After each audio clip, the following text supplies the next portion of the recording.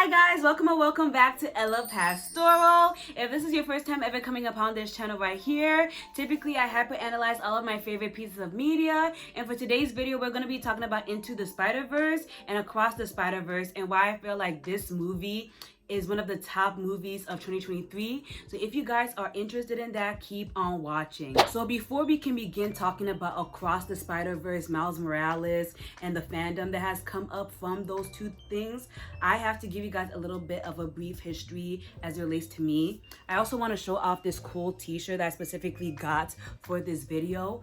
But personally for me, growing up, I was always a pretty big nerd. I used to watch a lot of anime, I used to read a lot of manga, and I would occasionally dibble dabble in different superheroes. But the one thing that for the life of me I could never get into was Spider-Man and all of the different Spider-Man adjacent projects. And the reason why I could never get into it is that growing up and still now, I won't engage in any piece of media that's too hard or too convoluted to watch. I just wanted to take a quick break from the regularly scheduled content to thank all of my Patreons who are currently subscribed to my Patreon. Thank you at Harriana Hook, Blythe, Charlie, Alex, and Brian for all subscribing to my Patreon. It seriously means a lot. If you want to be included in my Patreon shout out, please make sure to subscribe to my Patreon. We have a lot of fun things to offer over there. And now let's get back to the regularly scheduled content.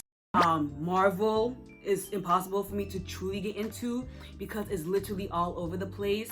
I could never really get into Dragon Ball Z because it was just too many spin-offs, movies, and it wasn't like a chronological timeline. And that's how I felt about Spider-Man. There were 3 different Spider-Mans.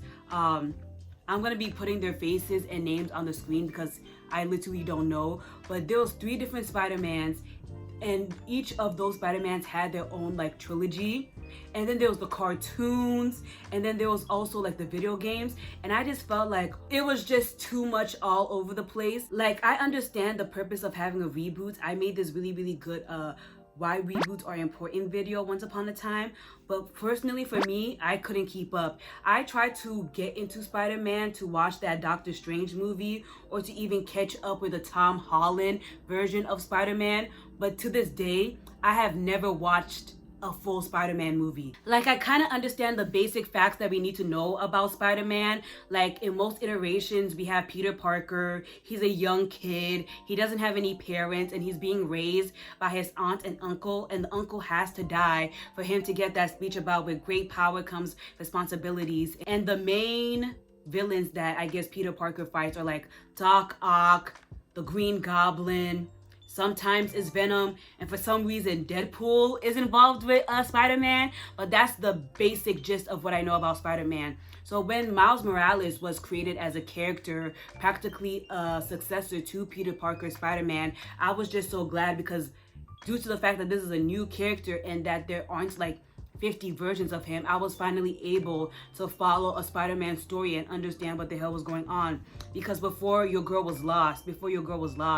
And per usual, when there is a creation of a black character that has to do with a white character, there is just like a bunch of racism that comes along with that. For example, Ironheart is the successor of Iron Man, and people hate her. Like, I've seen a lot of racism towards her, and she's just a successor. She's not the race swapped version like y'all like to say. And the same thing with Miles Morales. From what I'm understanding of his story, Miles Morales is literally just the successor of the legacy that Peter Parker left. But people hate my mans. People hate my man so bad. He just be chilling and they be hating on him. And I wasn't able to watch Across the Spiderverse when it first came out in theaters. I think I was literally in school trying to fight for my life, and then I started my externship where I was like borderline getting bullied by the nurses there. That's a story for a different day. But because of the fact that I didn't watch the movie when it first came out, I've just been watching from the sidelines as things have been developing, specifically in the fandom. And I know y'all really like it when I do these fandom deep dives, as I did the Amanda the Adventurer fandom deep dive, as well as the fandom deep dive into the Encanto fandom. But damn, per usual, there's a bunch of anti-blackness in this fandom, which is wild considering that the main character of this movie is a black boy, an Afro-Latino black boy to be specific.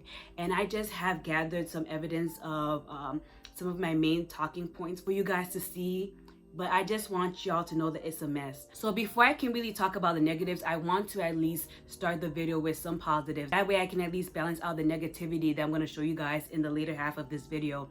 But I have to say that Into the Spider-Verse was a great movie. I already told you guys that when I was a kid, I was confused why there were like 1,000 spider people. But the fact that they were able to take this concept and make it into an actual movie was just a good idea. I remember I saw the premise of this in the Tom Holland movie, but I already told y'all I didn't watch that. And I really feel like Into the Spider-Verse did that even better, because it isn't just 3 different Peter Parkers, it's everybody.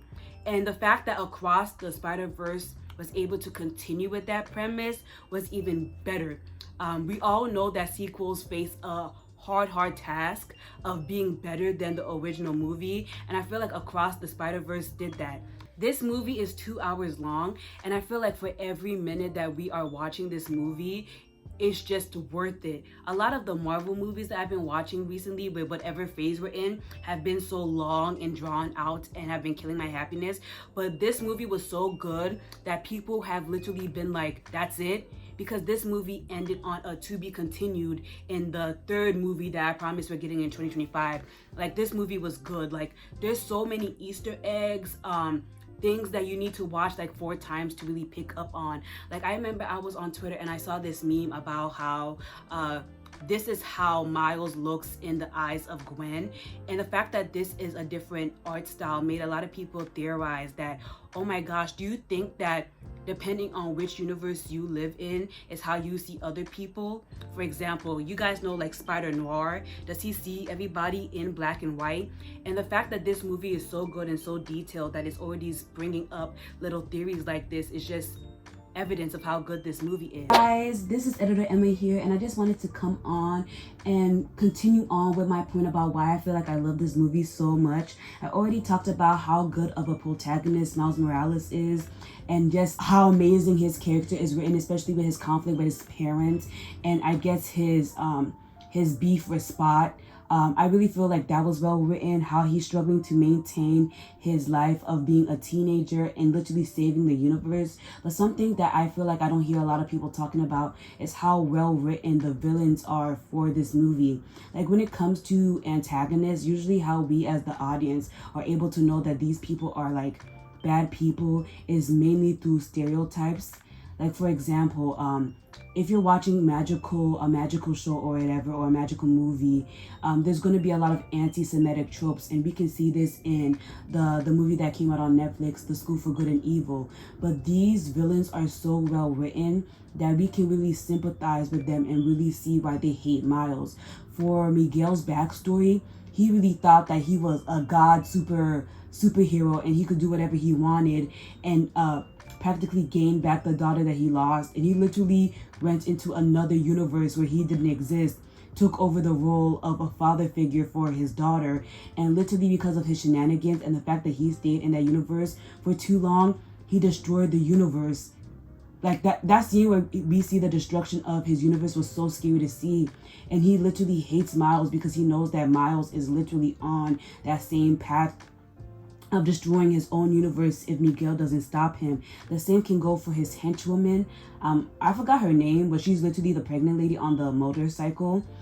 She literally is on the same track as Miguel because she doesn't want her universe to be destroyed either, and she wants a perfect utopia for her child to grow in. And if they let Miles Morales continue on his shenanigans of trying to save his father, they're all gonna be screwed over. They were wild because they literally tried to kill a child, but I really feel like I was able to empathize and at least see where they're coming from in terms of their plans. And I just love the writing for that. It was just so good, and I really love to see how detailed that was. I also want to talk about how good the animation was. Supposedly on the street, the people who created this movie are as bad as the people who created Attack on Titan's Mappa, I think, and they're literally overworking their animators. So sorry that you guys are being so overworked that there's literally like 2 versions out there, and you gotta guess which version of the movie you're watching. But damn, the animation for this movie ate. Like, it was good. I really love to see the 18 different art styles that all of the Spider people brought into this movie. And I don't know if you guys know this, but tell me why I just figured out the reason why they made Miles Morales was because of Donald Glover. Here is how Donald Glover inspired the creation of Miles Morales. So back in the late 2000s, Sony were casting for an actor to play Peter Parker in their new Amazing Spider-Man franchise. The role of course went to Andrew Garfield, but there was a large fan petition for Donald Glover to play Peter Parker. And this is largely because Donald became a fan favorite as the adorable Troy Barnes on Community. Donald was 100% here for the idea, and the hashtag Donald for Spider-Man started to blow up everywhere. He'd reference it in his songs, in his comedy shows, and in season 2 of Community, Dan Harmon put Troy in this as a reference to it. Now, it was around the same time that Brian Michael Bendis was working on a new character to take up the Spider-Man mantle in the Ultimate comic, which is when he saw this image in Community season 2 episode 1 and took inspiration, and thus created Miles Morales based on a combination of Donald Glover and Barack Obama. Donald would go on to voice Miles in the Ultimate Spider-Man cartoon, play Miles' Uncle Aaron in the MCU, and get a cameo Easter egg in Into the Spiderverse. Because when I was watching this movie with my friend, I was like, yo, what is Donald Glover doing here? But he is literally the reason why we even have this movie. Like, this movie is just so good, and it's just such a fandom movie, because literally every time you rewatch this movie, there's something that you figure out, and it just makes the viewing experience so good. I'm really sad that the animators were treated this badly, but for the other version of this movie, you can literally do a side-by-side, scene-by-scene breakdown to figure out what changed, what's different. And yeah, let's get back into the video. I also really loved how we got an Afro-Latino lead. I also have to give props to Miles Morales because I feel like he is the only character I have seen who is Afro-Latino, and he gets to represent both sides of himself and live his truth. I don't see a lot of stories that have dark-skinned Afro-Latino leads, and the fact that we have Miles Morales giving us that representation is just something that I do have to give props for. For example, I know that when it comes to Afro-Latinos, especially dark-skinned Afro-Latinos, people like to pretend that they don't exist. I see so many people, specifically on TikTok, gets practically bullied by lighter skinned Latinos for not being Latino enough, which is wild. Like, one of my favorite creators, like, she was speaking in Spanish one day, and everybody was like, oh my gosh, girl, when did you learn Spanish? Your Spanish is so good. And she literally was like, I'm Latino, guys. Like, obviously my Spanish is gonna be so good. What are you guys talking about? And then literally for weeks, she had to prove how Latino she was, bring her parents, show the fact that she was like raised in the Dominican Republic or whatever, and literally have to try to justify why she as a dark-skinned person can't speak Spanish when she's literally Afro-Latino. And literally the same can be said for Amara La Negra. So many people give her flack for being dark-skinned and a dark-skinned Latino. And I really feel like with Miles Morales, the fact that he's able to live his truth as a dark-skinned Afro-Latino is just, it's just amazing. And a lot of people don't even consider my man to be Latino because this is ridiculous. There's the movie called like Blue Beetle coming out like from DC, and people are like, we're finally gonna get a Latino superhero. And I was like, get a Latino superhero? Like, we have Miles Morales. He's literally Latino. And then so many people, let me pull up the evidence. Right here it says Latina supporting character, Latino antagonist, and now a Latino protagonist. So we are up right now. Mind you, we have my man's Miles. But let me continue. Non-Black Latinas will support whitewashing characters and claim characters who are canonically we get to Latina dad as Latino before addressing Miles Morales as Latino. And it literally is so sad because we get to see that he's Afro-Latino. We get to see it in the movie. It's not like this is one of those popular fan theories. We literally get to see that his mom is a Latina. His dad is Black. But the fact that when you combine those two, you get Afro-Latino, I feel like it really is just so sad to see how ostracized mixed people can get, especially if you are mixed, but not the appropriate mix where you are dark-skinned.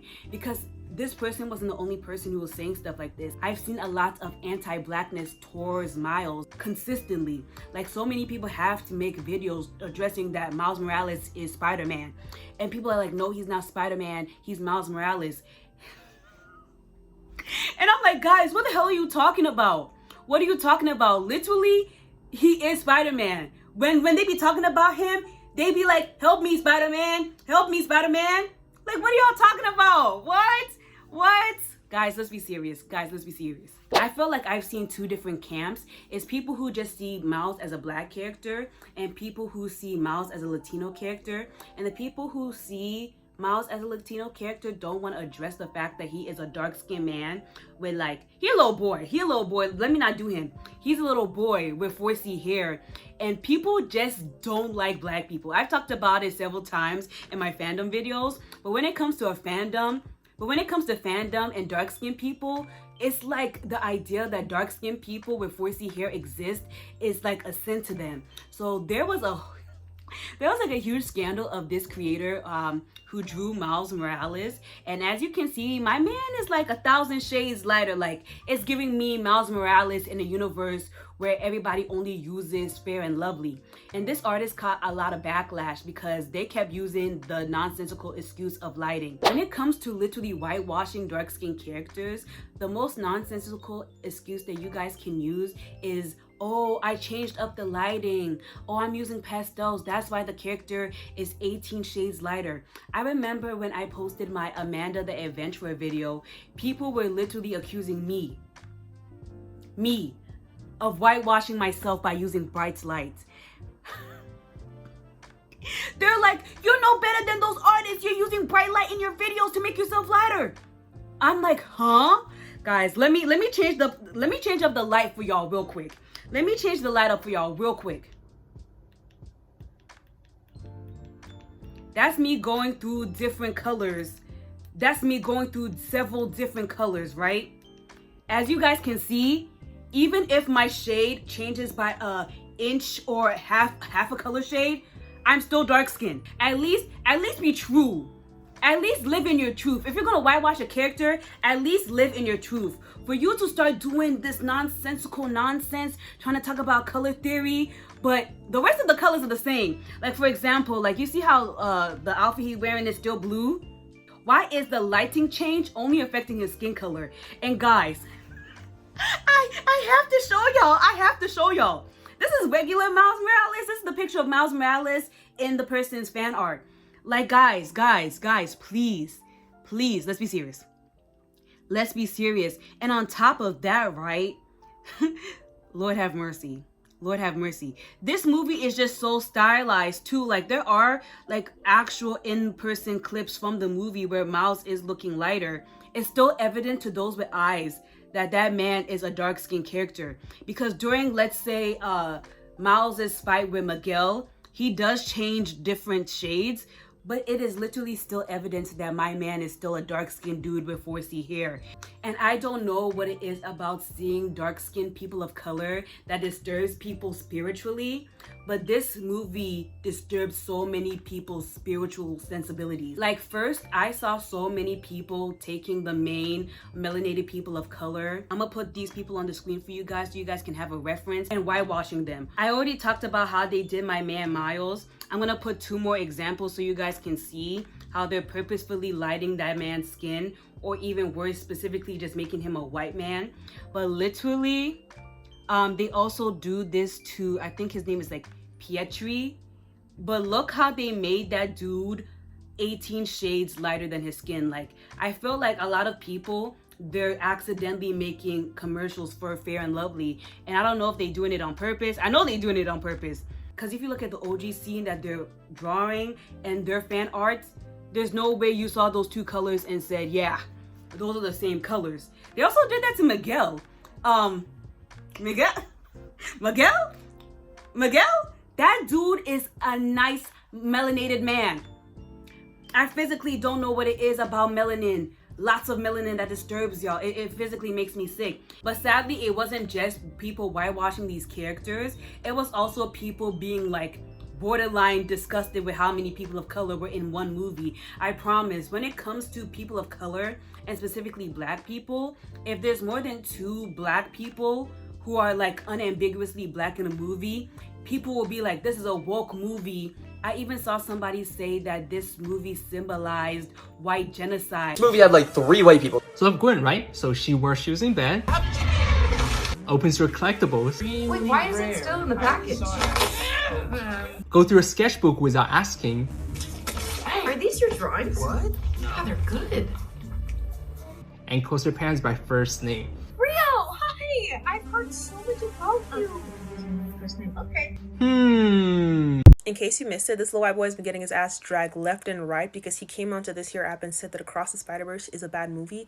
And one of the reasons he gave is because it was quote unquote forced diversity and had 3 white people. Now, personally, I can't say anything about the movie since I haven't seen it yet, but when I went over to his page to stitch the video, I found out I blocked him a couple months ago, which means to me that he's clearly no stranger to bad takes and rage baiting. So, plus anything I can add about the movie has probably already been said since, like I said, he is getting dragged. But I do want to talk about forced diversity. Every couple of months, whenever these kind of white people come out of their sunless void and complain about forced diversity, I'm reminded of the quote that says, "The most segregated group in the world is white people." For the life of me, I cannot remember where I heard this quote, but nothing exemplifies it more than these white people. Because as it stands, I have friends from all over the world. I have Indian friends, Dubai friends, friends from Bangladesh, friends from Ethiopia, Nigerian friends, Ghanaian friends, I have Inuit friends, I have other native friends, I have Latino friends, I have friends from all over. And in total, I have exactly 4 white friends. Now, this isn't because I was trying to diversify my friend group or that I was purposely hiding from white people. It's just that I indiscriminately look for people who had the same ideologies, interests, values,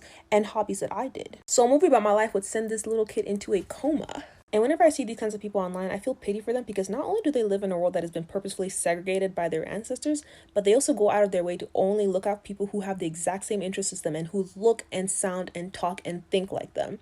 And that's just such a microscopic view of the world that you're missing out on all the possibilities. And frankly, seeing so little of the world and being surrounded by people who are exact clones and copies of you must make you an idiot. Like it must be intellectually stifling. I don't understand how they live like this.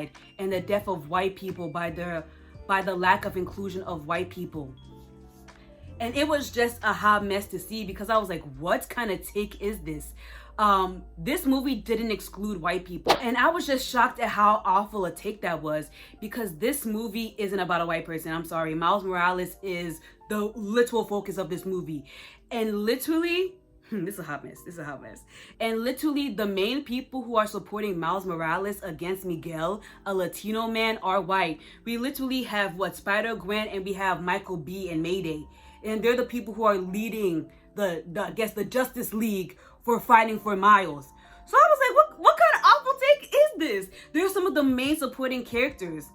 So I'm perplexed. I'm physically perplexed. But despite the fact that this movie has bred a bunch of racist people to come out of the woodwork, I can't expect nothing less from Fandom. But I do want to conclude this video by talking about some of the positives that have come from this video. I really feel like I don't always want to talk about the negativity that Fandom brews. I want to talk about some of the positivity that has come from people watching this movie and being inspired.